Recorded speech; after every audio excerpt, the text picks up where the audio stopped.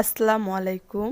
আমরা পিকনিক খেলাম আর পিকনিকে রান্না করে দিয়েছে আমার দাদি। আজকে দাদির হাতের রান্না দেখাবো। এখানে মুরগির মাংস রান্না করা হবে, এই জন্য তেল দিয়ে পেঁয়াজ ভেজে নিয়ে এখন আদা রসুন শুকনো মরিচ বাটা দিয়ে ভালো করে কষিয়ে নিচ্ছে। অল্প একটু পানি দিয়ে দিল যাতে মশলাটা পুড়ে না যায়। দিয়ে দিল লবণ, হলুদ, মশলার গুঁড়া দিয়ে ভালো করে কষিয়ে নিয়ে এখন এর মধ্যে দিয়ে দিল মুরগির মাংসগুলোও দিয়ে ভালো করে কষিয়ে নেবে। এখানে কোনো পানি ব্যবহার করা হবে না।